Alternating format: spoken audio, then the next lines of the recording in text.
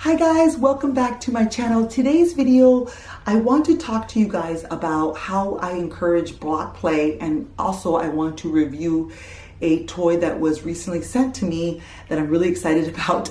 And so I thought I would do both at the same time because a toy is a block. Now there is another mom on YouTube that recently reviewed this product and I love her. I love her channel. So you guys should definitely check out her review. Her channel is SnipsandSnails, and I will link her video down below. I love her channel, so definitely check her out. If you don't follow me on Instagram, my Instagram name is Natural American Baby, just like this channel. On there, I share stories of Lyric playing, both my kids playing. But the main question I always get is, wow, you know, Lyric is so creative. She plays with her blocks a lot. How do you encourage her to play with blocks? Now, these are the things that I'm going to tell you guys on how I encourage block play are things that just have worked for us in our house. Obviously, I'm not an expert, but the toy that I want to talk to you guys about today is Brain Blox. Now, I got sent to this toy from the owner. Her name is Christine, and I was super excited because she is a mother. She was a stay-at-home mom, and she was also trying to figure out how to limit screen time, just like a lot of us stay-at-home parents. I mean, some of us allow our kids to watch TV, some of us don't. Either way, whatever your choice is, I'm sure you a lot of times are thinking, okay, I don't want them watching TV all day. How do I limit their screen and also have them being entertained, right? How do I get them to play independently? How do I get them to allow me to do the things that I need to do? And so she created this and to help her family, and I think that's a great product. Other than it being an open-ended toy, which, as if you've been watching my channel, you know I love open-ended toys. I like that they're so light because I've gotten a lot of compliments on these toys. I mean, these blocks right here. And these blocks are great. These are unit blocks. But for my younger daughter, who's 22 months, these are a little heavy. They've actually fallen on her before on her feet. And so that, you know, is an ouchie. So these are actually great for her age, in addition to for my 4-year-old, but these are great for her age, even though the box says that it's only for ages 4 through 104. I allow my 22-month-old to play with this toy. Now, that's a choice you'll have to make on your own if you have a younger child. But for my 22-month-old, she doesn't put things in her mouth, so I'm not worried. However, I do monitor her all the time. You know, she's not left alone. So, but she's actually really loves these, and she will try to build with these, and they're easier for her and for her hands to be able to build. She loves to put things in containers. She can just pick them up and she'll stack them in here, which is great because they're so light. I love that they're sustainably made. They are made of New Zealand pine wood. I love that they were created by a stay-at-home mom. I love supporting other mothers. So let me tell you guys a little bit about why I love block play so much. And then I'm going to talk to you guys about how I encourage it. So one of the things that I love about block play is toys like Brain Blox and other types of blocks will encourage your child to take more risks. They'll be more confident when they're building. They'll build different things with them, and they have to decide whether to take one piece out. And what happens if you take that one piece? Will the whole thing come tumbling down?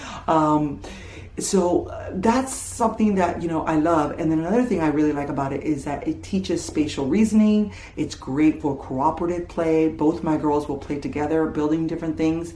Maya will learn from Lyric, although sometimes they argue, of course, but most of the time they play really well together. And Maya has learned a lot from her older sister just through block play. So I love that. I also feel like block play teaches mathematical concepts. It's great for storytelling. It's great for hand-eye coordination, especially in the younger years.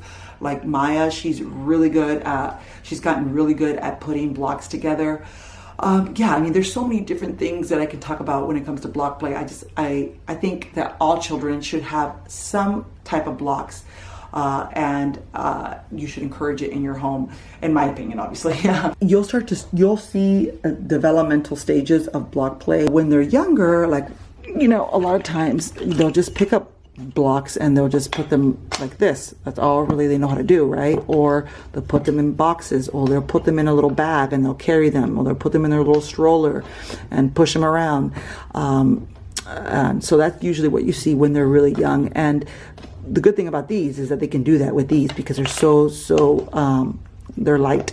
As they get older, they'll start to build different structures, start to, like Lyric really started to get really intricate and creative with her block play.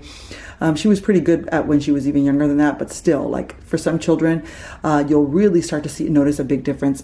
Now, how do I get my girls to play with our blocks? Because I've gotten that question on Instagram before. I've had people direct message me asking me, like, I have blocks for my kids, they never use them. One of the things that I always do is I provide my children with different types of blocks. So some days this shelf will be magnet tiles. Sometimes they'll be Duplos. I think that's what they're called, like Legos basically. Sometimes there will be Tegu blocks. Sometimes they're going to be these types of blocks, or sometimes I'll combine these with this. Like I have this bag here, and although I love this bag came with the blocks, by the way, which I love. I am not going to use it for the blocks. I mean, I can use it when I'm storing them, but what I'm going to do is I'm going to incorporate them into their block shelf. One thing I do is I have a dedicated block shelf for my girls, just like a lot of preschools do. Preschools usually will have a dedicated block area, and that for me has helped a lot in getting my kids to play with blocks, encouraging them. This is the block area that I rotate. This one's empty right now because we have our animals there.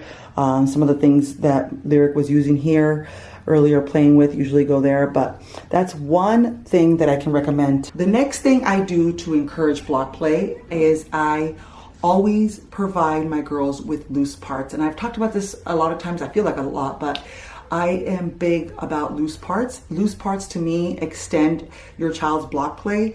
It helps them just with creativity, and it's just a lot more fun. So the types of things that you can add, and I'm gonna show you guys, but types of things you can add in their block shelf are like things like, or that you can, you can add an endless amount of stuff, but I'm just gonna give you guys some ideas. So some of the things we use are natural stuff, twigs, pine cones, leaves, all kinds of things.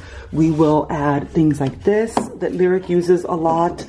We will, here's another one that I painted. On one side it's green and the other side it's blue. We will add rocks. We will add shells. All kinds of different things. You can see how she uses loose parts here. Things. This is from an old bracelet, glass stones, wood, loose wood parts, from a necklace as well. Wood rings, just things like this. You can get creative with it. You don't have to go out and spend too much money, but you can definitely get creative with it. Here you can see we have these felt sheets. I got these at Michael's. They were cheap. They were 39 cents. Got a brown one, a blue one, a green one. We have other ones as well, but she uses these a lot, all the time. Little baskets. Things like this. This is from paper towels. You can incorporate all kinds of loose parts, and when you do that, it'll make a big difference in their style of play. Wine corks is another one. We use these all the time. Lyric will use these just for different structures and just different things. So adding loose parts is amazing. Other types of loose parts that are great are glass stones, mirrors, story stones. I made those in the past. I think I have a video on the top 3 Waldorf toys.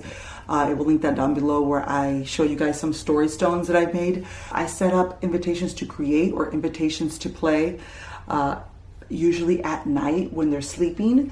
So I will set that up, and it allows your child to wake up in the morning or whatever time and see that, and then they can either play with what you have created, they can extend it and add to it, they can take it apart and make something that they want, but it just gets them kind of thinking and going. Something I have done in the past, and this is something that I know Reggio schools do often, is I set up pictures. So I will take pictures of Lyric during block play, And those pictures I will use and incorporate them into the Blox shelf.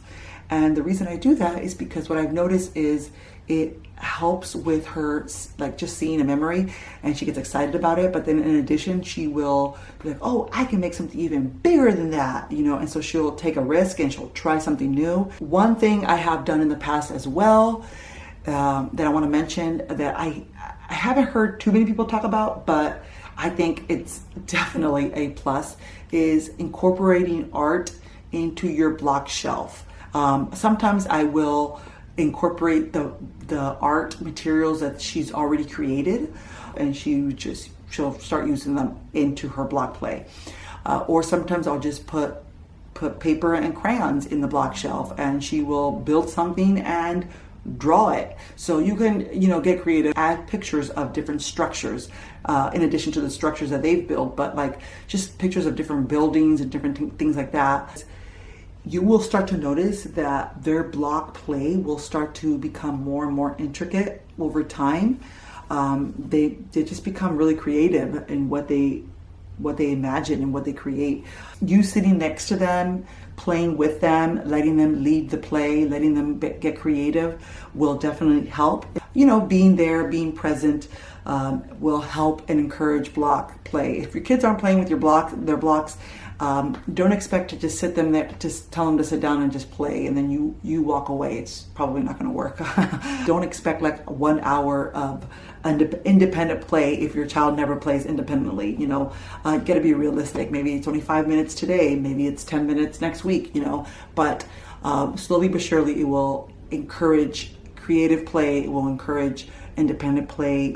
If your child knows how to read, for older kids, as you can leave different cards out, like for example, what can you build and leave a basket of blocks right next to it. You could add mirrors to an area where they're building so they can kind of see what they're building. That'd be fun too.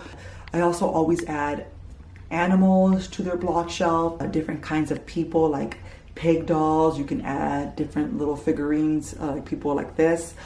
These are great as well. So I hope you guys got some benefit from this video. Please feel free to comment down below. I will definitely respond. Please follow me on Instagram. You can find me there all the time. Pretty much almost every day I post. And yeah, I love watching other moms. I love watching, I get inspiration from other mothers and their ideas. Oh, and one more last thing. If you guys are interested in buying brain blocks for your children, I will link a code down below. So you guys can use, I can't remember what the percentage is off, but I will put it down below. So if you guys are interested, you can definitely go ahead and use it. Anyways, I will talk to you guys later. Bye.